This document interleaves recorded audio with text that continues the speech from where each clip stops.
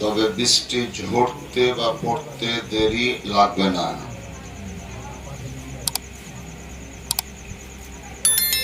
শতাধিক ব্যক্তিকে পানাহার করাবার জন্য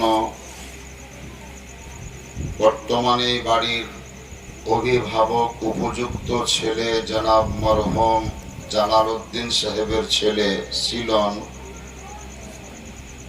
বড় মেহনত করে কষ্ট করে আপনাদেরকে খাওয়াবার জন্যই হয়তো রান্না বান্না কমপ্লিট করে রেখেছে, পথ চেয়ে আছে যে কখন ছাড়বে, ছাড়লেই লোককে খাওয়াতে শুরু করব। আর আপনাদেরও ব্রেনে ঢুকে আছে যে কখন ছুটবে, ছুটলেই খেতে পাবো, আর খাওয়া হলেই বাড়ি চলে যাব। সেহেতু সব দিকটাকে বজায় রেখে আমি দু চারটি কথা আলোচনার মধ্যে রাখছি, একটু নোট করে রাখবেন। এক নাম্বার, পুরুষই হই আর মহিলাই হোক, হাত দিতে হবে না বিস্কুট খাওয়া। হ্যালো, হাত দিতে হবে না, এটা বলো। একটু পরে তো ভাত খাবে, বিস্কুট রাখবে কোথায়?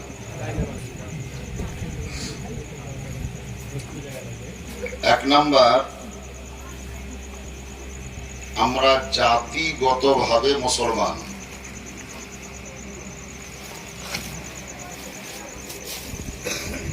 আকীদাগত দিক থেকে আমরা সুন্নি। কেউ যদি জিজ্ঞাসা করে যে আপনি কোন জাতি, তো মুসলমান শুধু বললেই হবে না, উপযুক্ত উত্তর আসবে না। নির্ভুল নির্ভেজাল অ্যান্সার বা উত্তর দেওয়ার জন্য বলতে হবে যে আমি সুন্নি মুসলমান। কি বলবেন? এটা মুখস্থ করে রাখেন, আমি সুন্নি মুসলমান। সুন্নি মানে অনেকেই ভাবে বা বলে যে শুনে শুনে মুসলমান। এই সুন্নির তর্জমা শুনে শুনে মুসলমান নয়। হাদিস শরীফে লেখা আছে আহলে সুন্নাত ওয়াল জামাআত। আহলে সুন্নাত, কি বললাম?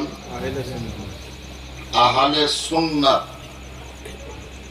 এই সুন্নাত মানে আহলে সুন্নাত ওয়াল জামাআত, একটু বড় হচ্ছে, যার জন্য এই সুন্নাত থেকে উলামায়ে কেরামগণ সংক্ষিপ্ত নামকরণ করেছেন সুন্নি। সুন্নাত থেকেই সুন্নি। তাহলে গোটা নাম হলো আহলে সুন্নাত ওয়াল জামাআত, আর সংক্ষিপ্ত নাম হলো সুন্নি। আহলে সুন্নাত ওয়াল জামাআত বা সুন্নি মুসলমান কারা? যারা মাযহাবের দিক থেকে হানাফি, তারাও সুন্নি। মাযহাবের দিক থেকে যারা শাফিঈ, যদি কেউ বলে যে আমি শাফি মাযহাবের লোক, তাহলে জেনে নেবেন যে ও সুন্নি। কেউ যদি বলে যে আমি মালিকি মাযহাবের লোক, মেনে নেবেন ও সুন্নি। কেউ যদি বলে আমি হাম্বলি মাযহাবের লোক, তাহলে সেও সুন্নি।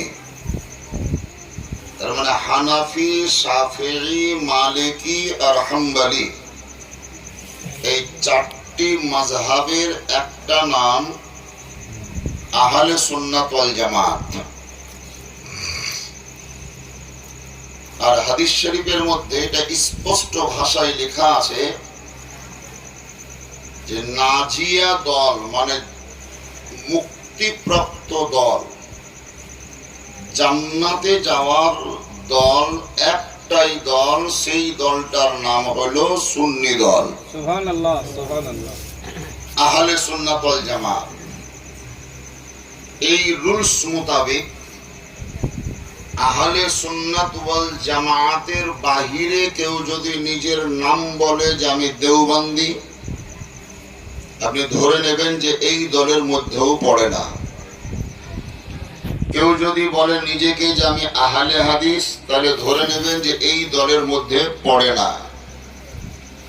কেউ যদি নিজেকে বলে যে আমি শিয়া, তাহলে ধরে নেবেন যে এই দলের মধ্যে পড়ে না। কেউ যদি বলে যে আমি লামাযহাবী, কোন মাযহাব মানি না, তার মানে ও এই দলের মধ্যে পড়ে না। কেউ যদি নিজেকে বলে যে আমি গায়র মুকাল্লিদ, ও এই দলের মধ্যে পড়বে না। কেউ যদি আবার নিজেকে বলে যে আমি ওয়াহাবি,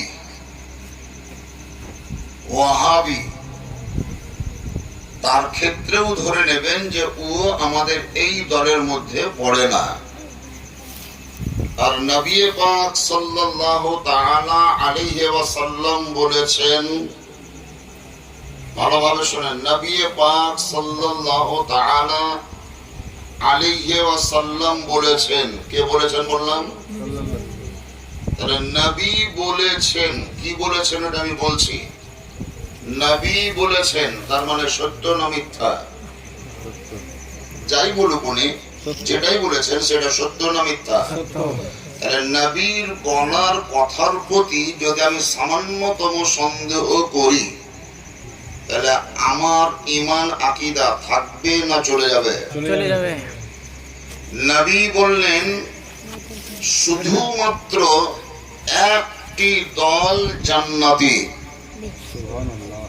শুধুমাত্র একটি দল জান্নাতি, আর সেই দলটির নাম হলো আহলে সুন্নাত ওয়াল জামাত। এই কথাটার প্রতি যদি আমাদের গাঢ় বা অগাধ বিশ্বাস থাকে, তাহলে অবশ্যই বলতে হবে যে যারা সুন্নি নয়, যারা আহলে সুন্নাত ওয়াল জামাতের অন্তর্ভুক্ত নয়, নবীর কথা মোতাবেক তারা জান্নাতি নয়।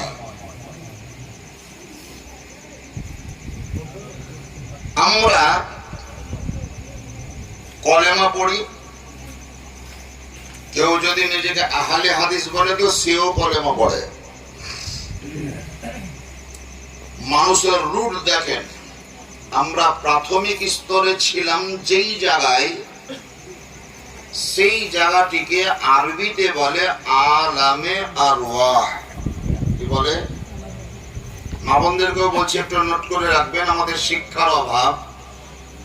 পুরুষ মানুষেরা কোন রকম হয়তো জুম্মা মসজিদে গিয়ে জালসা শুনে শুনে কিছু জ্ঞান অর্জন করে, মা বোনরা সেই সুযোগটাও পায় না। যদি কোনোদিন মিলাদে বা জালসাতে বসার আধ ঘন্টা 1 ঘন্টা সুযোগ পান, তো গল্প না করে কথাগুলো একটু ধ্যান দিয়ে শোনার চেষ্টা করিয়েন। যেই জায়গায় আমরা ছিলাম সেই জায়গাটির নাম হলো আলামে আরওয়াহ। বাংলায় বলছে রুহের জগৎ। সেই রুহের জগৎ থেকে আল্লাহ আমাকে পৃথিবীতে পাঠাবে, এটা আগেকারই সিদ্ধান্ত। কিন্তু সেই রুহের জগৎ থেকে পৃথিবীতে পাঠাবার জন্য আল্লাহ তাআলা মাধ্যম অবলম্বন করলেন যে আমি এই মাধ্যমেই পাঠাবো। সেই মাধ্যমটা কি? একজন হচ্ছেন পিতা আর একজন হচ্ছেন মাতা।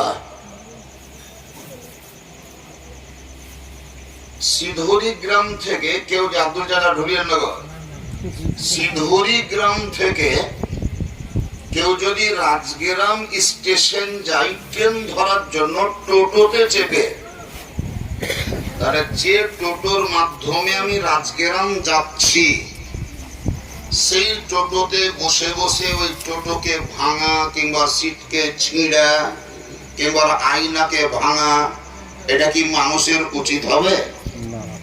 যে টোটোতে চেপে তুমি রাজগ্রাম যাচ্ছ তারই পাম ফেলে দেবা?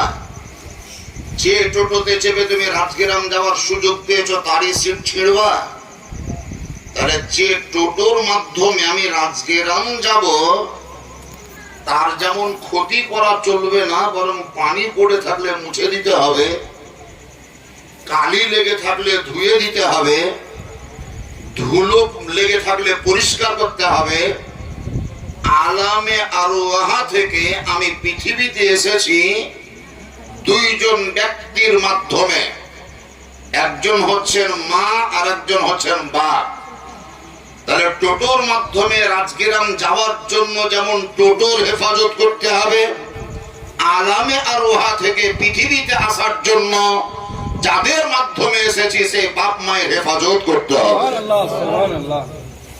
টোটোর যেমন সিট ছিঁড়া চলবে না, ঠিক তেমন বাপ এবং মাকে জীবনে কোনোদিন কষ্ট দেওয়া চলবে না।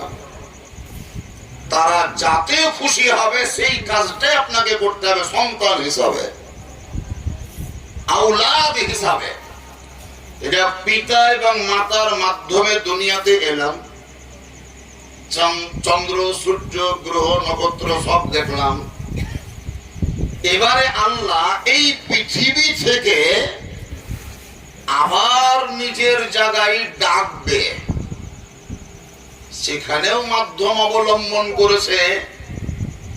হানাকে ধরে আসমানে তুলে নেবে তা নয়, তোমার দেহের ভিতরে যে আত্মা আছে প্রাথমিক স্তরে আমি সেই আত্মাটাকে বার করব, যে তোমার দেহটাকে আমি জড় পদার্থ বানাবো। যেমনই তোমার দেহ জড় পদার্থ হয়ে যাবে, পৃথিবীর লোক তোমাকে আর কেউ বাড়িতে রাখবে না বা থাকতে দিবে না। যদি রুহু থাকে তোমার ভিতরে তো কেউ তোমাকে তাড়াবে না। হাড় দুখানো যদি থাকে কাউরি, মাংস যদি নাও থাকে, আর নিঃশ্বাস যদি ধুক ধুক করে আসা যাওয়া হয়, তো সেই লোকটাকে কেউ আল্লাহর হাওয়ালাই সঁপে দিবে না। কিন্তু মোটা তাগড়া হুষ্টপুষ্ট শরীর, তার ভিতর থেকেও যদি আত্মাটা বেরিয়ে যায়, তো যতই মোটা হোক আর ওকে বাড়িতে থাকতে দিবে না। এই দেহের ভিতরে প্রতিটি মানুষের একটি শক্তি বিরাজ করছে, যেই শক্তিটির নাম হলো আত্মা। ওটাকে আরবিতে বলছে রূহ। কি বলছে? রূহ। বাংলায় বলছে আত্মা। এই দেহের মধ্যে আমার আত্মা আছে, তার মানে আমার দেহের মূল্য আছে। আত্মা আছে তার মানে আমার দেহ জিন্দা আছে। যেই দিন আত্মা বেরিয়ে যাবে সেই দিনই আমার দেহ মরা বলে প্রমাণিত হবে। এই দেহের সঙ্গে যেমন আত্মার সম্পর্ক, ঠিক তেমন গোটা পৃথিবীর সঙ্গে আমার নবী মুস্তাফার সম্পর্ক। দেহের ভিতরে আত্মা না থাকলে যেমন দেহের কোনো মূল্য নাই, মরা বলে প্রমাণিত হবে। এই পৃথিবীর সঙ্গে নবী মুস্তাফার সম্পর্ক, এর জন্য পৃথিবী মূল্যবান। যেদিন নবীর সম্পর্ক থাকবে না, দুনিয়া টিকবে না, বরং কিয়ামত হয়ে যাবে। যে দেহের সঙ্গে আত্মার সম্পর্ক থাকার জন্য আমার দেহ জিন্দা, সেই আত্মাটা জিন্দা না মরা বলেন? বুঝাতে পারলাম না বোধহয়? যে আত্মার জন্য আমার দেহ জিন্দা, সেই আত্মাটাকে মরা বলবো না জিন্দা বলবো? তাহলে আমার দেহের ভিতরে আত্মা আছে বলেই আত্মা নয় দেহ জিন্দা। যেদিন আত্মাটা বেরিয়ে যাবে সেই দিন দেহ মরা, কিন্তু আত্মাটা জিন্দাই থাকবে। তাহলে দেহের সঙ্গে যে আত্মার সম্পর্ক থাকার জন্য দেহ জিন্দা থাকার কারণে ওই আত্মাটাকে কোনোদিনই আমরা মরা বলতে পারি না। ঠিক তেমন যে নবী মুস্তাফার সম্পর্ক থাকার জন্য পৃথিবী জিন্দা, সেই নবীকে কোনোদিন মরা বলতে পারি না। এই আকীদা তৈরি করতে হবে, ঈমান তৈরি করতে হবে। যাই হোক, আল্লাহ তাআলা আমাদেরকে পুনরায় ফিরিয়ে নেবে। এর জন্য একটা আমরা দোয়া পড়ি, ইন্না লিল্লাহি ওয়া ইন্না ইলাইহি রাজিউন। মুখস্থ আছে? টেढ़াই হোক আর সোজাই হোক, আছে সকল অনেকেরই। ইন্না লিল্লাহি এর বাংলা তর্জমা হচ্ছে যে আমরা নিশ্চয় আল্লাহর জন্য। মানে কি? ইন্না লিল্লাহি মানে নিশ্চয় আমরা আল্লাহর জন্য, ওয়া ইন্না ইলাইহি এবং আমরা তার দিকেই রাজিউন প্রত্যাবর্তন করছি বা প্রত্যাবর্তন করব। ফিরনে ওয়ালা হ্যায়, লৌট জানে ওয়ালা হ্যায়। আমরা পুনরায় ওই আল্লাহর দিকেই ফিরে যাব। তার মানে আমরা দুনিয়াতে থাকছি না, আবার আমাদেরকে ফিরে যেতে হবে। তাই ফিরে যাওয়ার জন্য আল্লাহ রাস্তা তৈরি করলেন কবর। এক নাম্বার হচ্ছে কবর। এই কবর থেকে অতিক্রম করে আমাকে নিয়ে যাবে কোথায়? হাসর। এই কথা বলুক গা, আপনারা বলবেন একজনকে চুপ পাবার লেগে 100টা কথা দরকার নাই। কবর থেকে আমরা যাব কোথায়? হাসর। কবরে থাকবো কতদিন? কবরে কতদিন থাকবো? যতদিন কিয়ামত না হবে, যতদিন কিয়ামত না হবে ততদিন পর্যন্ত আমরা কবরেই থাকবো। এই কবর থেকে উঠবো কবে? যেই দিন ইসরাফিল ফেরেশতা দ্বিতীয়বার বাঁশিতে ফোঁক মারবে, সেই দিন আল্লাহ ওই বার করে নেওয়া রূহকে আমাদের দেহে পুনরায় ফিরিয়ে দেবে এবং আমরা নিজ নিজ কবরে জিন্দা বা জীবিত হব। আর জীবিত হওয়া মাত্রই কেউ কোনো দিকে না তাকিয়ে এক দৃষ্টিতে ছুটে যাব হাসরের প্রান্তরে, যেখানে হিসাব নিকাশ হবে। তার আগেই কবরে আমাদের প্রশ্ন হবে দাফন হওয়া মাত্রই। কবরে প্রশ্ন হবে, আমার নবী বলেছেন, কোন মৌলবী মাওলানা বলেনি, নবী বলেছেন। তাহলে এই কথার প্রতি আমাকে ঈমান আনতে হবে না? হবে না? ঈমান আনতে হবে না? বিশ্বাস রাখতে হবে না? এখন যদি কেউ বলে কবরে কি হবে না হবে কে দেখাছে, তাহলে কথাটা বলা ভুল হবে না? ঠিক হবে? যদি কাউরির বলা অভ্যাস আছে তো আজ থেকে ছেড়ে দিয়েন। এটা বললে আপনি অভ্যস্ত হয়ে যাবেন। কবরে কি হবে না হবে কে দেখাছে? আমার নবী দেখাছে। তাহলে নবী দেখেছেন, এর প্রতি তোমার বিশ্বাস নাই?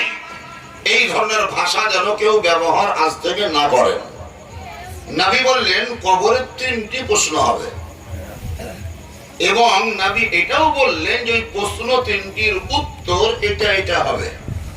তাহলে প্রশ্ন বললেন, উত্তরও বললেন। কিছুদিন আগে একটা নিট পরীক্ষা হলো, তো নিট পরীক্ষা মানে ডাক্তারিদের পরীক্ষা। 25 লক্ষ ছেলে মেয়ে পরীক্ষা দিয়েছে। পরবর্তীতে রিপোর্ট পাওয়া গেল যে আপনার ওই কোশ্চেন আউট হয়ে গেছে। কোশ্চেন আউট হয়ে যাওয়ার জন্য ওই 25 লক্ষ ছেলে মেয়েদের পরীক্ষাকে সরকার বাতিল বলে ঘোষণা করলো। কোশ্চেন আউট হয়ে গিয়েছে মানে পরীক্ষা বাতিল। কিন্তু আজ পর্যন্ত কেউ বলতে পারেনি যে নবী কোশ্চেন তৈরি করলেন, আবারও ওর অ্যানসার পেপারও দিয়ে দিলেন, এই কোশ্চেনটা বাতিল, এই পরীক্ষার হবে না, এটা কিন্তু নয়। নবী পাক উম্মতের প্রতি দরদ দেখাবার জন্য কোশ্চেনটাও বলেছেন, উত্তরটাও বলেছেন। কোশ্চেন 1 নাম্বার, ভালোভাবে ধ্যান দিয়ে শুনেন, বেশি টাইম লাগবে না। 1 নাম্বার, মান রব্বুকা। এর বাংলা তর্জমা হচ্ছে তোমার প্রতিপালক কে, তোমার রব কে। আমি বলবো আল্লাহ। যারা আমাদের বাইরে আরো আদার্স যারা, তারাও কিন্তু এই তৈরি করা দেবদেবীকে পূজা পাবন করলেও এক ঈশ্বরের প্রতি কিন্তু বিশ্বাসী। ঈশ্বর বলে কেউ আছে এটা কিন্তু বিশ্বাস করে, করে না? তাহলে আমরা যেমন আল্লাহ বলছি প্রতিপালক আছে, তো ওরাও কিন্তু কাউকে প্রতিপালক আছে বলে মানে। তাহলে মান রব্বুকার উত্তরে আমি যেমন বলবো আল্লাহ, ওরাও কিন্তু বলবে আল্লাহ। তার মানে ওরা আর আমরা একই হয়ে গেলাম। বললাম না, ও উত্তর দিলে যা, আমি উত্তর দিলাম তা, তার মানে একই নাম্বার আমাদের দুজনের। তাহলে পার্থক্য কোথায় হবে? এই ভাগ করার জন্য নবী বলেছেন তৃতীয় প্রশ্ন করো। তৃতীয় প্রশ্ন হবে কি? মা দীনুকা, তোমার ধর্ম কি?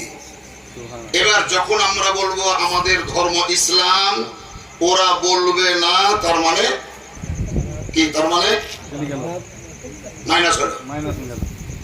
ইসলাম বললাম আমি, তার মানে আমি এক সাইড হয়ে গেলাম।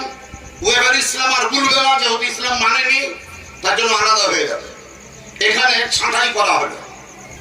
এই ইসলাম যারা বলবে তাদের মধ্যে কিন্তু সুন্নি হানাফি যারা, তারাও থাকবে, দেওবন্দি লামাযাবি ফারাজি কাদিয়ানি ওরাও থাকবে। নবী বলেছেন একটা দল জান্নাতে যাবে, আর ওই দলটার নাম হচ্ছে আহলে সুন্নাত ওয়াল জামাআত। সুবহানাল্লাহ। তাহলে মা দীনুকা যখন প্রশ্ন হবে, তো দীনি আল ইসলাম, আমাদের ধর্ম ইসলাম। সুন্নিরাও যেমন বলবে, ওয়াহাবিরাও তেমন বলবে, সুন্নিরা যেমন বলবে, দেওবন্দিরাও বলবে। তাহলে কি ওরাও জান্নাতে যাবে? নবী বলেছেন না। 3 নম্বর আরেকটা প্রশ্ন হবে। প্রশ্নটা হচ্ছে মা কুনতা তাকুলু ফি শানে হাক্কি হাযার রাজুল, তুমি যেই নবীকে হাজির নাজির জানতে, বিশ্বাস করতে, জিন্দা মানতে, জিন্দা জানতে, সেই নবী তোমার কবরে প্রেজেন্ট আছে। বলো তুমি নবী সম্পর্কে কি জানো? সারা জিন্দেগি ভর যারা নবীর বদনাম করে বেড়াবে, সেই দিন নবীকে চিনতে পারবে না। শুধুমাত্র যারা সুন্নি হবে তারাই নবীকে চিনতে পারবে। সেই জায়গায় ভাগ হয়ে যাবে, সুন্নি হানাফি ওই জায়গায় ভাগ হবে। তাহলে 3 নম্বর প্রশ্নতে ফাইনাল। আল্লাহ বলবেন আর প্রশ্ন করিও না। সুবহানাল্লাহ বলেন। প্রথম প্রশ্ন হলো মান রাব্বুকা। আল্লাহ তো বলতে পারতো যে আমার বান্দাকে আর প্রশ্ন করিও না, তিনি আর রব্বি আল্লাহ বলে দিয়েছে, তার মানে পাস, বলতে পারতো। কিন্তু না, আল্লাহ বলে আরেকটা প্রশ্ন করো। কি? মা দীনুকা, আমি বলে দিলাম তিনি আর ইসলাম। আল্লাহ বলতে পারতো আর প্রশ্ন করিও না, এটাই হয়ে গেল। কিন্তু আল্লাহ বলছেন না, আরেকটা প্রশ্ন করো। কি? তাহলে মা কুনতা তাকুলু ফি শানে হাক্কি হাযার রাজুল, এই আগেকার প্রশ্নগুলো কেউ যদি উলট পালট দিয়ে দেয় তাতে কোনো যায় আসে না। কিন্তু 3 নম্বর প্রশ্নের উত্তর যদি সঠিক কেউ দিয়ে দেয়, তাহলে আগেকার প্রশ্ন ভুল হলেও 3 নম্বর প্রশ্নের উত্তর সঠিক যদি দিতে পারে, তাহলে সেই ব্যক্তি জান্নাতের হকদার হয়ে যাবে। কেন? নবীকে চিনাটাই বড় জিনিস, নবীর প্রশংসা করাটাই বড় জিনিস। এই কোশ্চেন হবে কবরে। এবার আপনি কবর থেকে উঠবেন, হাসরের ময়দানে হাজির হবেন। হাসরের দৃশ্য আলাদা। 2টো ঘর তৈরি করা আছে মানব জাতির জন্য। একটা ঘরের নাম হলো জান্নাত, আরেকটা ঘরের নাম হলো জাহান্নাম। যেই ঘরটার নাম জান্নাত, সেই ঘরটা হচ্ছে মানুষ বসবাস করবে, গরু ভেড়া ছাগল নয়, মানুষ বসবাস করবে। তার মানে মানুষ ওই জান্নাতে যাবে। কোন মানুষ যাবে? যাহারা আহলে সুন্নাত ওয়াল জামাতের হবে তারাই যাবে। কিন্তু নবী পাক বলেছেন ওই জান্নাতে ঢোকার জন্য তোমাদেরকে একটা রাস্তা দিয়ে চলতে হবে। ওই রাস্তা দিয়ে না চলা পর্যন্ত কেউ জান্নাতে যেতে পারবে না। মৌলবি সে ওই রাস্তা দিয়ে হাঁটবে, সাধারণ পাবলিক সে ওই রাস্তা দিয়ে হাঁটবে, পীর সাহেব উনি ওই রাস্তা দিয়ে হাঁটবেন, মুফতি সাহেব তিনাকে ওই রাস্তা দিয়ে হাঁটতে হবে। সাহাবায়ে কেরামগণ জিজ্ঞাসা করলেন, ইয়া রাসূলুল্লাহ, রাস্তাটার নাম কি? নবী বললেন পুলসিরাত। কি নাম? পুলসিরাত। এই পুলসিরাত দিয়ে হাঁটতে হবে, পুলসিরাতের উপর দিয়ে চলতে হবে। পুলসিরাতটা কোন জায়গায়? জঙ্গিপুরের ব্রিজ দেখবেন, জঙ্গিপুর নদীর উপরে। ফারাক্কার ব্রিজ ফারাক্কার নদীর উপরে। হাওড়ার ব্রিজ আছে হাওড়ার নদীর উপরে। রবীন্দ্র সেতু আছে রবীন্দ্র ওই নদীর উপরে। আরব সাগরের উপরে যদি কোনো ব্রিজ আছে তো আরব সাগরের উপরে। আর নবী মুস্তাফা বলছেন পুলসেরাতের রাস্তা তৈরি হয়ে থাকবে জাহান্নামের উপরে। কিসের উপরে? জাহান্নামের উপরে। তাহলে জাহান্নাম নিচে আর পুলসেরাত উপরে। যদি কেউ টলবেটল হয়, অ্যাক্সিডেন্ট হয়, ব্যতিক্রম ঘটে, স্টিয়ারিং যদি ভুলভাল হয়, ডিসব্যালেন্স হয়, ঢুলতে যদি লাগো, তাহলে এই গাড়ি চালাতে যাই জমিতে পড়বে, খালে পড়বে। আর সেই দিন যদি তোমার ডিসব্যালেন্স হয়, তাহলে খালে বিলে নয়, মাঠে ময়দানে নয়, সরাসরি ডাইরেক্ট জাহান্নামে পড়বে। ডান দিকেও জাহান্নাম, বাম দিকেও জাহান্নাম, কিন্তু চলতে হবে রাস্তায়। যতই বড় ইমানদার হও, ওই রাস্তাতেই চলতে হবে। কাঁদুয়ার ব্রিজ আছে, এই মাথা থেকে ওই মাথা হেঁটে যেতে মোটামুটি 3-4 মিনিট লাগবে। 3-4 মিনিট। জমিপুরের ব্রিজের এই মাথা থেকে ওই মাথা পর্যন্ত যদি আমি হেঁটে যাব মনে করি, তাহলে 10 মিনিট লাগবে। ফারাক্কার ব্রিজ যদি পার হব মনে করেন হেঁটে, তাহলে টাইম মোটামুটি 40 মিনিট লাগবে। হাওড়ার ব্রিজ যদি পার হব মনে করেন হেঁটে, তাহলে 15 মিনিট টাইম লাগবে। আর নবী মুস্তাফা বলেছেন পুলসেরাতের ব্রিজ মানে পুলসেরাতের পথ, এই মাথা থেকে ওই মাথা যেতে দ্রুতগামী ঘোড়ার পিঠে চেপে গেলেও 15,000 বছর টাইম লাগবে। 15,000 বছর টাইম লাগবে। সেই পথ তোমাদেরকে অতিক্রম করতে হবে। ইয়া রাসূলুল্লাহ, লম্বা তো বুঝলাম, কিন্তু চ্যাপটা কত হবে রোডটা? 2-4 খান গাড়ি কি একসাথে যাওয়া যাবে? আমরা একসঙ্গে যদি 100 মানুষ ছুটবো মনে করি, তাহলে ছুটা হবে? নবী পাক বলছেন ওই রাস্তাটা চ্যাপটা নয়, 1.5 ফুট 2 ফুট 2.5 ফুট চ্যাপটা নয়, 6 ফুট নয়। আজকে আমরা বাড়ি করছি তো বলছে 3 ফুট ছাড়তেই হবে। 6 ফুটের রাস্তা না হলে টোটো ঢুকবে না, 12 ফুটের রাস্তা না হলে 4 চাকা ঢুকবে না, আর 20 ফুট না হলে লরি যাবে না। পুলসেরাতের পথ কয় ফুটের, ক ফুটের চওড়া? নবী পাক উদাহরণ দিয়ে বলেছেন, তোমাদের নিজের নিজের মাথায় চুল আছে, একটা চুলকে হাতে ছিঁড়ে চোখের সামনে লাও, যে দেখো তোমাদের চুলটা কত মোটা, কত মোটা, কত ফুট আয়তন। সাহাবায়ে কেরামগণ বললেন, ইয়া রাসূলুল্লাহ, এই চুলটা খুবই সরু, খুবই মিহি, খুবই পাতলা। নবী পাক বলেন, পুলসেরাতের পথ তোমাদের মাথার চুলের চাইতেও সরু বা মিহি হবে। ওই রাস্তাতে তোমাকে পা রাখতে হবে, ওই রাস্তাতে তোমাকে হাঁটতে হবে। তো হুজুর আর কিছু বলবেন? নবী পাক বললেন, একটা তলোয়ার, তরবারি যাকে বলা হয়, যে তরবারিতে মারাত্মক ভার থাকে, ছোঁয়া মাত্র কেটে যায়, ওই রকম তরবারি, ধারালো তরবারি অপেক্ষা ওই পুলসেরাতের পথটা বেশি ধারালো হবে। সাহাবায়ে কেরামগণ বললেন, হুজুর তাহলে ওই রাস্তা পার হওয়া আমাদের পক্ষে সম্ভব নয়। সুবহানাল্লাহ। সাহাবায়ে কেরামদের পক্ষে সম্ভব নয়।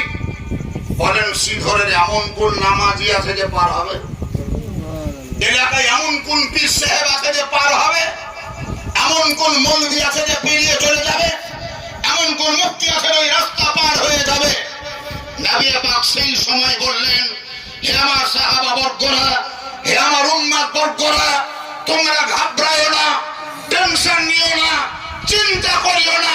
যতদিন পৃথিবীতে বেঁচে থাকবে আমার গুণ গাইবে, আমার প্রশংসা করবে, আমার প্রতি দরুদ করবে, পুলসেরাত পার করার জন্য তোমাদের নবী তোমাদের কাছে দাঁড়িয়ে থাকবে। তোমাদের নবী সেই জায়গায় দাঁড়িয়ে থাকবে। আমি আমার উম্মতকে পুলসেরাত পার করাবার জন্য দাঁড়িয়ে থাকবো। ইয়া রাসূলুল্লাহ, আপনি আমাদেরকে পার করিয়ে দেবেন? বলে, হ্যাঁ। যাদেরকে আমি পার করাবো তাদের পরিস্থিতি হবে চোখের পাতা উপরে আছে, চোখ বন্ধ করার জন্য পাতাটাকে নিচে নামাতে হয়, আর নিচে নামা মাত্র আবার চোখের পাতা উপরে তুলতে যে টাইম লাগে, চোখের পাতা উপরে আছে, নিচে নামিয়ে উপরে তুলতে যে টাইম লাগে, নবী পাক বলেন আমার উম্মতের ওই পথ অতিক্রম করতে ওই টাইমটাও লাগবে না। পলক ফেলেছে ওই পার হয়ে গিয়েছে। এই যে তাকদীর, এই সুবর্ণ সুযোগ কারা পাবে? যারা আশিকে নবী হবে। এই সুযোগ কারা পাবে? যারা মুহিব্বে রাসূল হবে। এই সুযোগ কারা পাবে? যারা নবী মুস্তাফার প্রেমিক হবে। এই সুযোগ তারাই পাবে যারা পৃথিবীতে নবীর প্রতি বেশি বেশি করে দরুদ ও সালাম পাঠ করবে।